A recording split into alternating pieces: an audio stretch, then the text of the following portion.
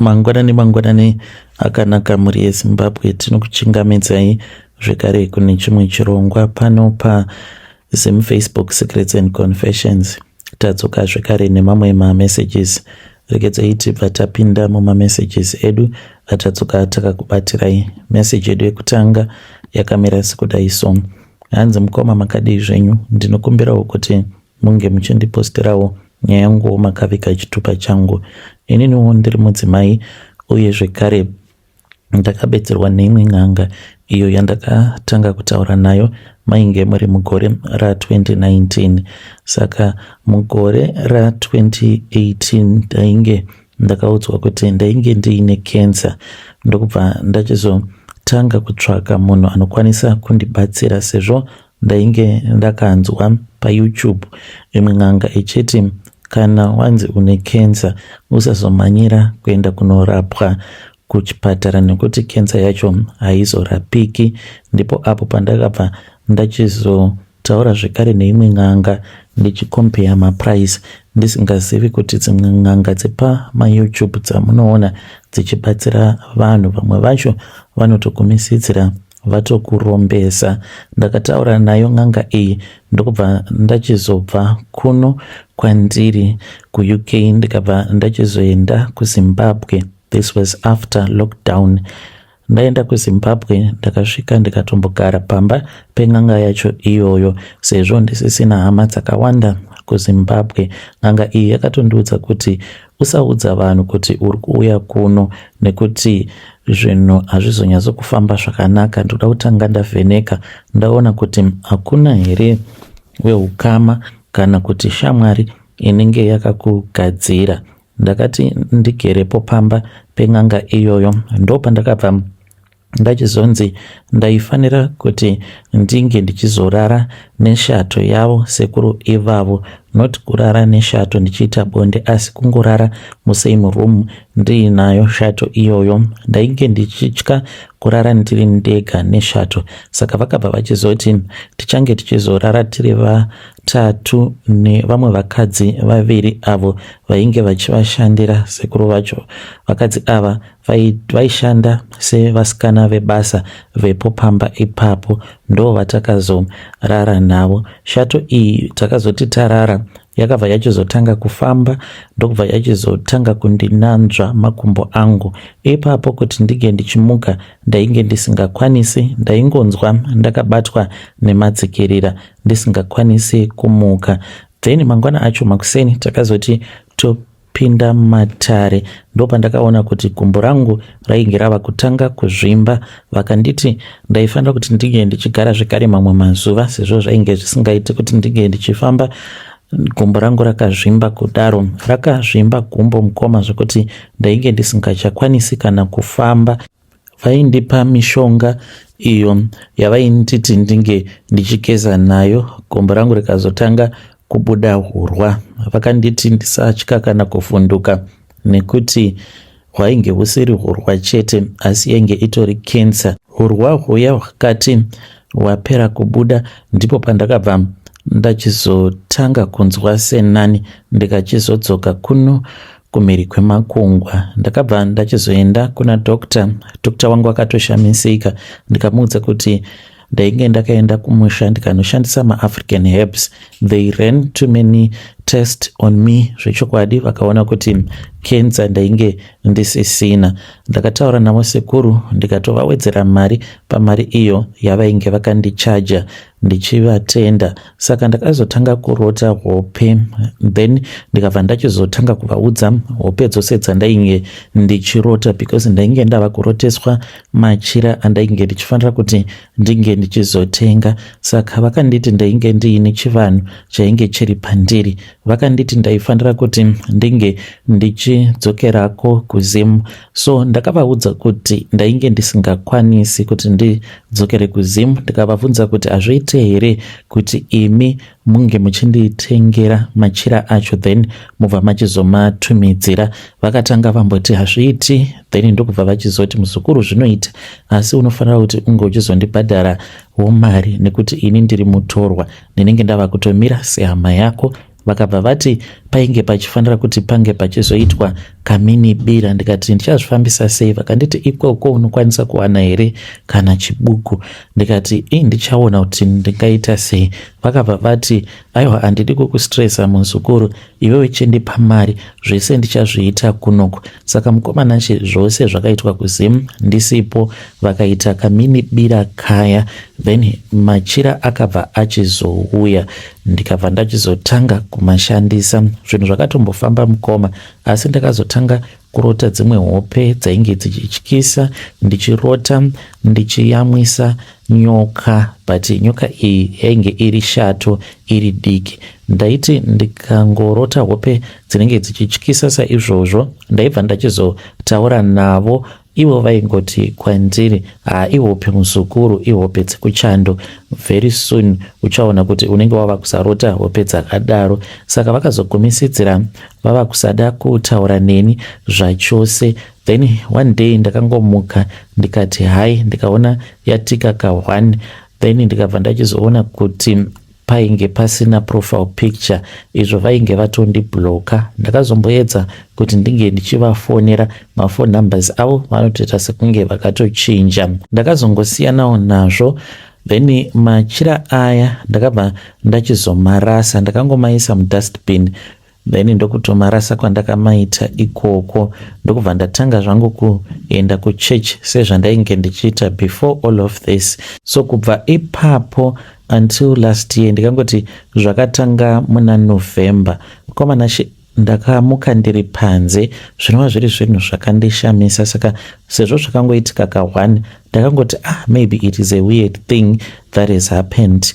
Then ndokubva ndachizorota zvekare ndainge ndiri kumakuva, but ndainge ndiri kumakuva kumusha kwakaberekerwa vana mudhara, but baba vangu naamai vose vakashayika. Ndiriko kumakuva kuya ndakaona kuti ndainge ndiri busy ndichichera makuva maviri, ndio andainge ndichichera. Ndokubva ndachizozvibvunza, ndainge ndakamira paside but ndichichera zvekare, ndichiita sekunge ndainge ndiri vanhu vaviri. Ndakazvibvunza kuti ko makuva avo auri kuchera, uri kucherera ani? Ndikabva ndati manje ka zvinhu zvangu zvinenge zvava kuda ropa, saka ndava kutogadzirira, nekuti mwana wangu shato iya yandaipota ndichirota ndichiyamwisa, ndikati mwana wangu atomera mazino, saka hazvichaita kuti ndirambe ndichingomupa mukaka, ava kuda ropa.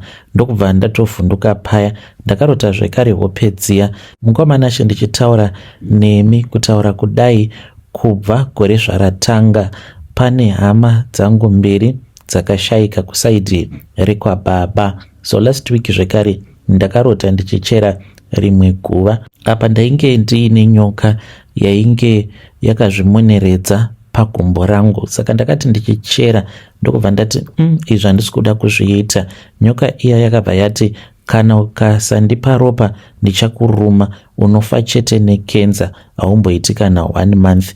Saka zvinoreva kuti pane umwe zvekare wehukama ari kufanira kuti ange achifa.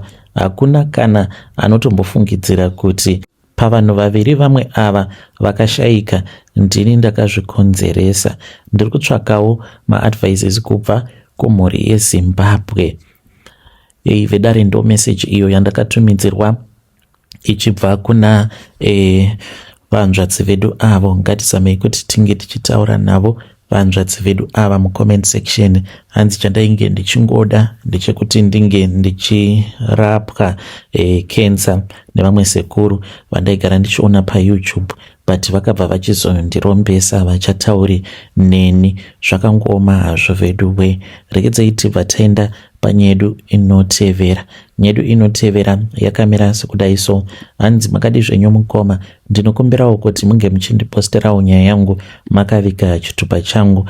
Isusuwo sekuru vedu pavakashayika tainge tichifanira kuti tinge tichizovaviga kuchivhu kuplot, but nekuda kwemhiko idzo dzataifanira kuti tinge tichizoita, takaona kuti we were supposed to have a private funeral so that vanhu vasazoona shura iro ratainge tichida kuita. Sekuru takavaviga vaine kitsi mhenyu nekuti sekuru vainge vakaromba. Sekuru vainge vaine mapurazi akawanda uye zvekare vainge vari muOvet. Isu takadzidzawo kunoko kumhiri kwemakungwa, takabvako kuZimbabwe tichiri vana vadiki. Ini ndakauya kuno apo pandainge ndichiri ne14 years nevabereki zvekare nevanen'ena vangu. Zita rangu muchangonditiwo Rudo. I was born in Chivu but was raised mostly in Harare. Vabereki vangu vose vari vaviri vainge vari maticha, then baba vakabva vachizopiwa mari nasekuru and started several hardware shops uye zvekare vainge vaine maplots kumazowe. Vaitawo izvozvo zvekurima sezvainge zvichiita sekuru. Vakabva vachizotengerwa zvekare mamwe makombi. Taiva tiine makombi akawanda chaizvo aienda kumabvuku. Handichatauri hangu mazita awo ainge akanyorwa makombi iwawo makore acho. Mai vangu ivo vainge vaine masaluni, but saluni iyi yainge iri kuBorodal kwatainge tichigara. Vaizvoita sekunge vainge vari vanhu vainge vachinamata.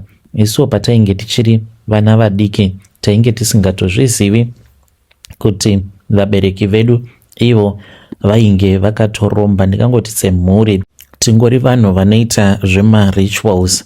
So when I was 15, mushure mekunge tazouya kuno kumhiri kwemakungwa, that was when I overheard vamwe vatete tainge taenda kumba kwavo for a weekend.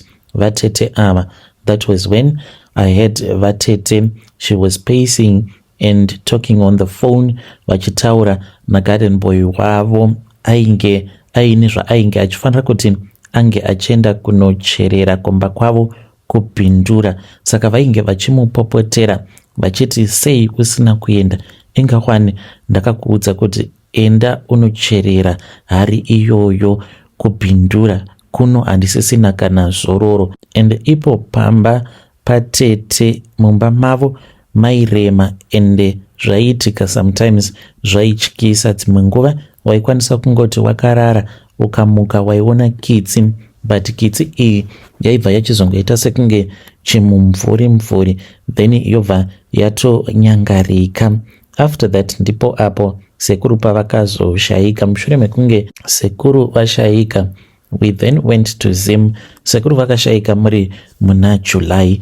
Then when we got there, that was when patakazonzwa zvichinzi it was going to be a private funeral. But I still remember kuti painge paina vamwe minister avo vakauya, who was a friend of our grandfather. Vakauya mukomanashi ari masikati, usiku hwacho ndo patakabva tachizonoradzika sekuru. Sekuru vangu takavaviga uri usiku. It was at around 1 a.m. patakaenda tichinoviga sekuru. Saka tisati tabuda tichienda kumakuva, pane vamwe panguru avo vakauya nekitsi. Kitsi iyi yainge iri ye-white but it had patches of black. It was angry and it was terrified. Yainge yakaiswa musaga but musoro wayo ndiwo wavainge vakaburitsa. Yakabva yachizoiswa mucoffin. After that ndipo apo coffin parakazovharwa yaita noise sei kitsi iyoyo irimo mucoffin. It was so scary. Isusu sevana, we were so scared about everything that was happening. Then that was when we got to the graveyard. Tikabva tachizoviga sekuru. Vakavigwa huri usiku mukomanashi. Later on ndakazobvunza mama, vakabva vati kwainge kuri kuchengetedza upfumi hwemumhuri, nekuti ivo sekuru pavakaenda vakanotora zvinhu zvavo kuMozambique vainge vakaita mhiko dzekuti pavanozofa vainge vasingadi kuti zvinhu izvi zvinge zvichizosara zvichinetsa vana vavo. Saka vainge vachida kuti zvinhu izvozvo pavanofa zvinge zvichizodzokera kwavakazvitora kuMozambique. Asi vabereki vedu vakabva vachizogara dare rekuti vainge vasingadi kuti sekuru pavanofa, naizvozvo zvikwambo izvozvo zvainge zvakapa sekuru mari uye zvekare zvakaunza upfumi mumhuri zvinge zvichizodzokera kwazvakatorwa nasekuru vedu. Saka zvinhu izvi zvichirimo mumhuri, tiriko zvedu kuno kumhiri kwemakungwa, asi mukoma isu chivanhu chedu chatinoita tinongohwanda nechivanhu, asi titori vanhu vakaromba, hwedu hupfumi ndehwe hurombwa. Hei vedare, ndo meseji iyo yandakatumidzirwa ichibva kuna vanzvadzi vedu. Zvakangooma hazvo vedu we. Vakanyora zvekare imwe meseji vakati, munhu kana uri pavanhu usangotarisira munhu wose pasi, kungava kuri kuchechi. Sesu tiri vanhu vekuti we are very calm, we are very humble, and because of our family connections vanhu vazhinji vanongofungidzirawo kuti sezvo sekuru vedu vainge vari muWarvet and he was connected kumaministers akawanda, saka takapfumiswa nemari dzenyika. But vazhinji havatozvizivi kuti sekuru kunyange vainge vari connected like that, but mari dzavo dzainge dziri mari dzehurombwa, and hurombwa huchiri mudzinza. Saka unokwanisa kutotuka munhu wekuti iye pachezvake anenge akatosimba, uchingoti tasanganawo kunoku, ototanga kutomushoropodza uchimutuka usingatozvizivi kuti munhu iyeye anokwanisa kutokukuvadza. Ndo imwe meseji iyo yandakatumidzirwa ichibva kuna vanzvadzi vedu. Ngatizamei kuti tinge tichitaura navo vanzvadzi vedu ava mucomment section. Regedzai tibva taenda panyedu inotevera. Hanzi makadi zvenyu mukoma, ndinokumbirawo kuti munge muchindiposterawo nyaya yangu makaviga chitupa changu. Ndauyawo pano ndine confession yangu iyo yandiinayo. So mukoma, I have this other friend of mine who is supposed to get married. Ndichangoti she is supposed to have a wedding next year because andidi kuti vanhu vekuziva vange vachizosuspecta. So I have been approached by one of her relative. Ndichati tiri kuno kwatiri kushanda kuno kuSouth Africa. Saka this relative of hers has told me kuti iye ane grudge nebest friend yangu, saka ari kuti anoda kuti ndige ndichizomubatsira kuparadza relationship yebest friend yangu before her wedding day. Saka ndikukumbirawo kubvunza kubva kumhuri yeZimbabwe kuti zvinoita here izvi zvandiri kuda kuitiswa kana kuti kwete. So this relative of my friend that has approached me munhu wekuti anokwanisa kundibatsira zvekuti upenyu hwangu hunotochinja, ende handizotombofi ndakaziva chinonzi nhamo zvekare muupenyu hwangu kana ndikapfuma kuparadza relationship yebest friend yangu. Please advise me. Ndichange ndichizotevererawo ndiri mucomment section. Vedare, ndo message iyo yandakatumidzirwa ichibva kuna vanzvadzi vedu. Ngatizamei kuti tinge tichitaura navo vanzvadzi vedu ava mucomment section. Hanzi ndakapiwa zvekare a business opportunity yekuti hanzi munhu wangu wandinofambidzana naye anokwanisa kuzobatsirwa nethis relative yebest friend yavo kutanga kabusiness kake. So they are struggling financially, vanzvadzi vedu ava neboyfriend yavo, even though vachigara vose hanzi handisati ndaroorwa because mari hapatorina yekuti munhu angachienda kunondiroora. So vari kubvunza kuti hausiwo mukana here wekuti vange vachibudirira. Ngativapei maadvices mucomment section.